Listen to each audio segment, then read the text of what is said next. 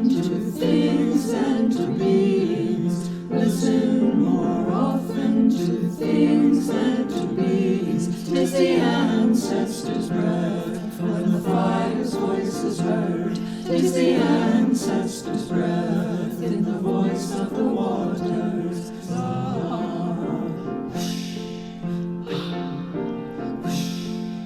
Those who have died have never, never left. The dead are not under the earth. They are in the rustling trees, they are in the groaning woods, they are in the crying grass, they are in the moaning grass. The dead are not under the earth. So listen more often to things and to beings. Listen more often to things and to beings. 'Tis the ancestors' breath when the fire's voice is heard. 'Tis the ancestors' breath in the voice of the waters.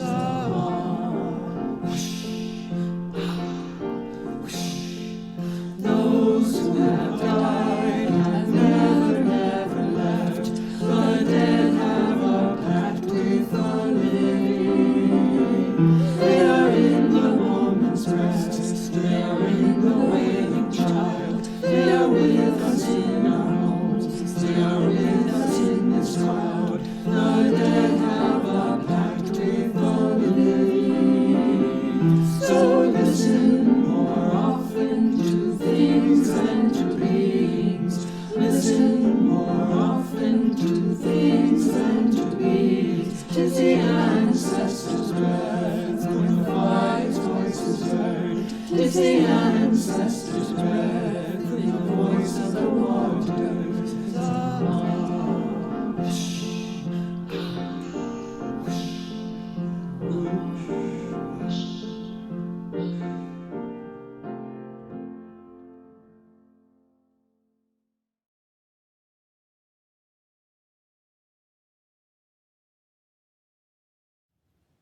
I was 13 years old when I became a Unitarian Universalist. I was raised in this faith, but I was 13 when I claimed it as my own. It was a Sunday afternoon, and I was waiting for my parents to finish their committee meetings after service. All the other kids had left, and I was bored. I wandered into the visitor's corner, and a little red wallet card caught my eye. It said in bold letters on the front, "What do Unitarian Universalists believe?" My 13-year-old self wondered, what do Unitarian Universalists believe? As I read the 10 statements written by the Reverend David O. Rankin, in my heart, in my soul, as I read those words, I said, yes, this is what I believe. One phrase in particular planted itself in me like the deepest truth, and I never forgot it. We believe in the motive force of love. It was in that moment when I knew that this was my religion. I start with this story to ground the work of UU the Vote in our theology, which is its foundation and its inspiration. This year marks the 250th anniversary of what we celebrate as the beginning of Universalism in the United States. It was on September 30th, 1770, that Universalist John Murray preached his first sermon on this continent. And the truth that I read in that little red wallet card, the truth I've never forgotten, is the message of Universalism.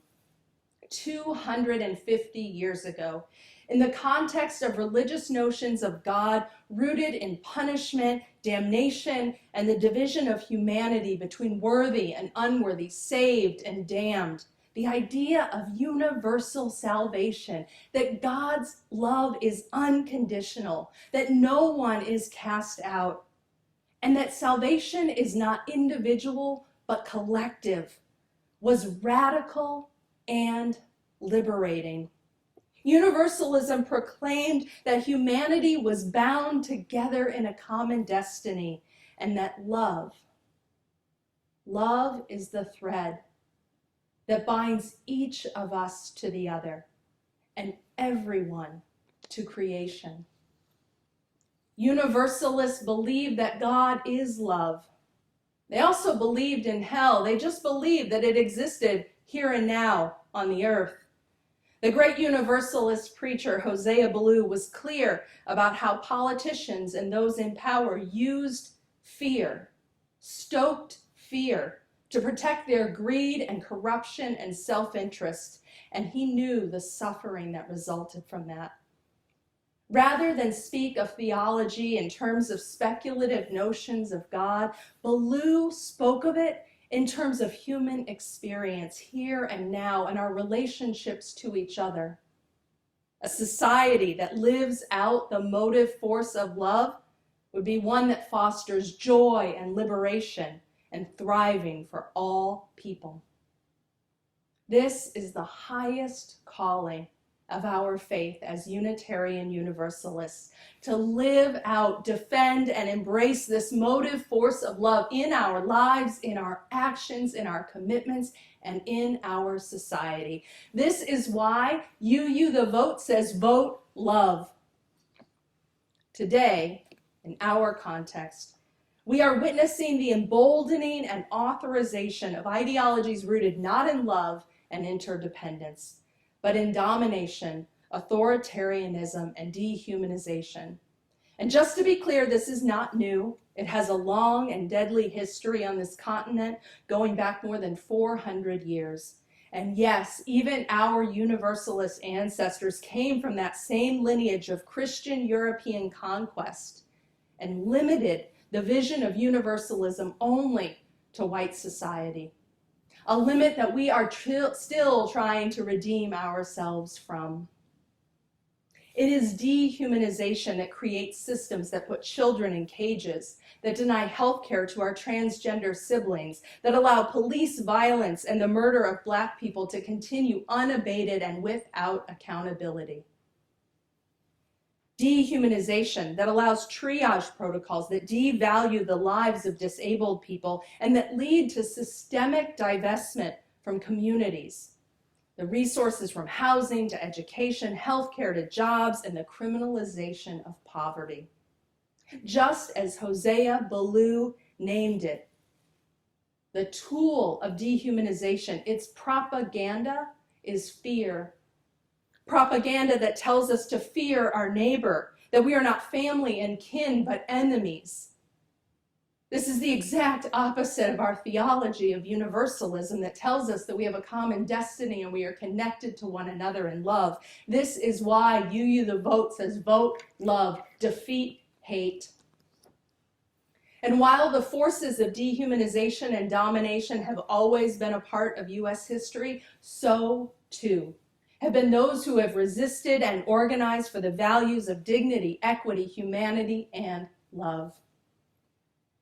These days are heartbreaking, they're infuriating, and they're frightening. On days when I lose my own strength, I turn to the words of Alice Walker, who reminds us, we remember our ancestors because it is an easy thing to forget, that we are not the first to suffer, rebel, fight, love, and die. The grace with which we embrace life in spite of the pain and the sorrow is always a measure of what has gone before us. We remember our ancestors, theological, familial, and in movement. We remember Francis, Ellen Watkins Harper, Hosea Ballou, John Brown, Sitting Bull, Ida B. Wells, Dr. King, Anne Braden, and so many more whose names history does not remember. Those who struggled and risked and fought and loved for the principles of justice, equity, liberty. This is why in UU the Vote, we say vote love, we say defeat hate, because dear ones, we are on a precipice. Every single one of our most deeply held values is on the line right now. The current powers in government are showing in everything they do that the inherent worth and dignity of so many immigrants, Black people, disabled folks, trans and queer people does not matter to them. Human agency, interdependence, the democratic process are being disrupted and defiled daily. It is a radical act of faith to not only continue to believe in all of our cherished principles, but to demand them by speaking out, taking risks, organizing, leveraging our resources, and building networks of solidarity and power to protect one another and these values. We are on a precipice, and our actions right now will affect whether we have a chance to continue to bring our bold values forward, to rebuild, expand, and strengthen our democracy, to confront police violence, to upend racial inequity, to change divestment from communities, and make moves to protect the climate. Now is the time to draw on the grace, the courage, and the strength of all those who went before, to widen our comfort zones, and to do all we can to vote, love, and defeat hate. If you haven't taken any form of action yet, sign up for a shift with You the Vote. I can tell you that it's fun. And if you've written postcards to voters, but you feel nervous about phone banking, do it with your fellow UUs. And if you've been all in with You the Vote from the beginning, keep it up and start planning for how you will show up and organize after November 3rd. Because democracy will not be restored in one election. It's been under systemic attack for decades, and justice will not roll down like waters in one election. Voting matters. It's absolutely critical, but it is not the end. It is just one piece of the long haul work of organizing for a future where all are free and where all can thrive. Will you show up in the streets, set up to contribute to a bail or legal assistance fund, open your church building to protesters needing refuge from state repression, tap into your own endowment or discretionary funds to make sure that grassroots organizers have the funds they need for their work? There is so much to do. And our faith calls us to love more radically, to give more generously, to believe more fervently that another world is possible, and be willing to be all in for that future. As you've heard me say many times before, this is no time for a casual faith, no time for a casual commitment to what you hold most dear. And this is no time to go it alone. Friends, we are in this work together. I invite you to be deeper in this work of You the Vote with us. May we remember that we are held by love always. May we remember that we are held by and with one another. And may we all together be all in today, tomorrow, next month, and next year for justice, for love, for democracy, and for a future that is free and thriving for all people. May it be so.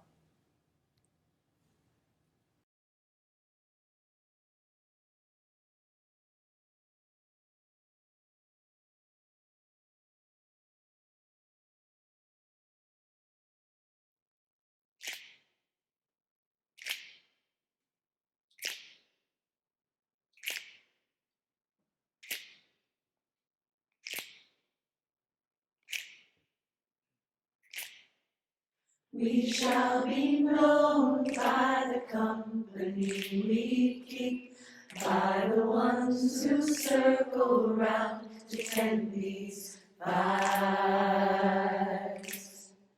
We shall be known by the ones who sow and reap the seeds of change alive from deep within the earth. It is time now. It is time now that we cry. It is time we lead ourselves into the way.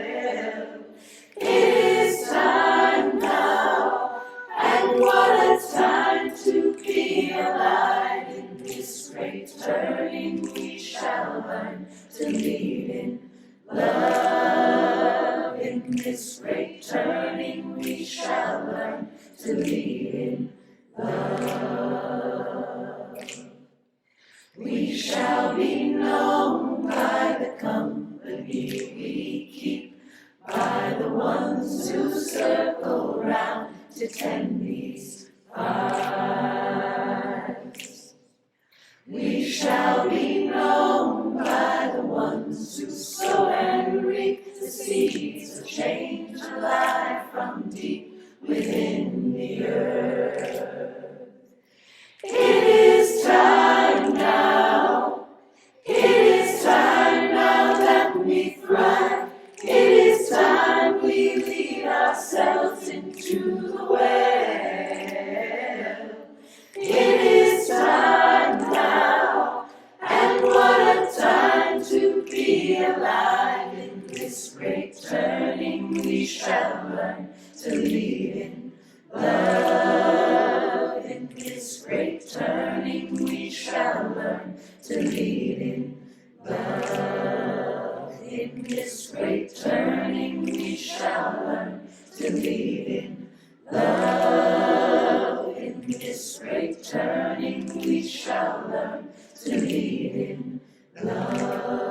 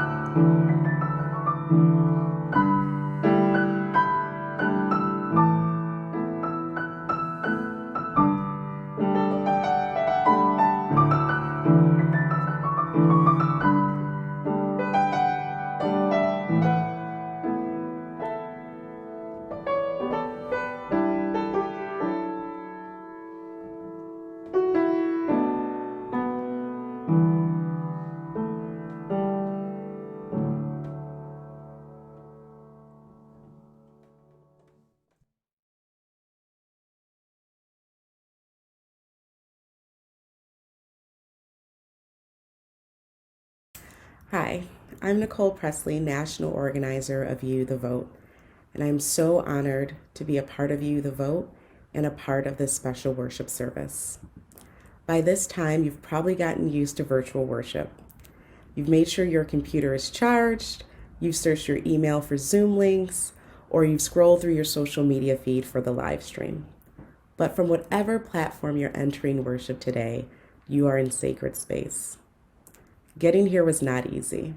Remember the spring? Remember, many of us had to learn new skills and to stretch ourselves and maybe our internet speed to continue to gather with our beloved faith community. We learned Zoom, we downloaded apps, and we reached out for help to be with one another. Transformation is always a stretch, and we need to bring that same energy to this year's election. In the past few months, I have witnessed amazing things from all of you. We created a goal to reach out to 1 million voters, and we are almost there. We stretched ourselves. We stretched ourselves to get on another Zoom call, to learn to text voters, phone bank, and send postcards. We learned how to be vulnerable and have critical conversations with members of our communities. UUs, we are not just a faith community that believes another world is possible, but we are a community that is willing to act to make that world a reality. We have a legacy of showing up, and we know that our victories are never guaranteed, and we know that those victories are never won by those in power ceding it willingly. The people imagined it, the people demanded it, and we, the people, gathered to make it so. In all of our movements, the stakes were high. But instead of mobilizing out of the fear of defeat, we have organized out of a sacred calling to build a world that we know is possible. That is why nonpartisan work is not just important, but is absolutely revolutionary. We come together to learn, to create, and to put into practice ways of being towards our collective liberation. That is our victory. And as the chant goes, I believe that we will win. I believe that together, through sacred and sustained work, now and beyond November, we can call forth a world that moves towards our collective liberation. But we must all show up to vote love in 2020. That means showing up to the work that is needed, not just the work that is comfortable. That means showing up in service and in solidarity to combat a simple campaign of voter suppression and intimidation. That means recognizing that white supremacy and capitalism are the technologies through which political agency and democracy are stripped from marginalized communities. So when I say vote love, I don't just mean voting our values, although I absolutely want you to do that if you are able. I don't just mean showing up to voter contact work, even though I absolutely want everyone to join into this work. I mean centering the oppressed, working to free them all, to defend Black lives, to fight for climate justice and healthcare for all, for reproductive justice, and for safe and thriving schools and communities. I mean continuing whatever work is necessary to make sure every ballot is counted and that the results and will of the people are respected. We have important choices to make in 2020, but if we are to really vote love and defeat hate in 2020, we must also commit to continue to side with love every single day after November 3rd and into 2021. If you are in it for the long haul, if you believe that another world is possible because you are gathered in a community that puts faith into action, if you are ready to stretch beyond November 3rd to protect democracy, join us. Take the Vote Love Pledge to join a team that is organizing to take action in this election and ready to mobilize after November 3rd for the work ahead. Join me. Take your phone out, text, pledge love to 51555 to take the pledge today, or go online at uuthevote.org. We need everyone in this work. Thank you for finding your role in this work. Thank you for doing it with joy and hopefulness. And thank you for joining UU the Vote. Let's make sure love always wins.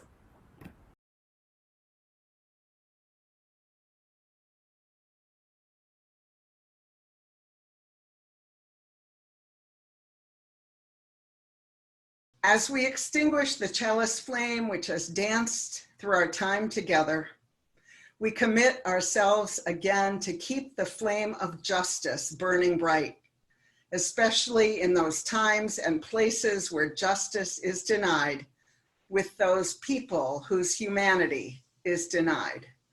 And never will we extinguish the flame that burns in our communities, the flame of love, the flame that burns in our hearts, our minds, our spirits, and our bodies, the flame that burns in our care for one another in our communities.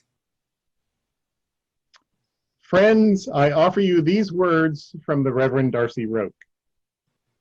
There is too much hardship in this world to not find joy every day.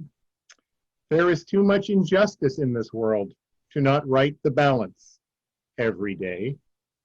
There is too much pain in this world to not heal every day. Each of us ministers to a weary world. Let us go forth now and do that which calls us to make this world more loving, more compassionate, and more filled with the grace of divine presence every day. Every day. Every day.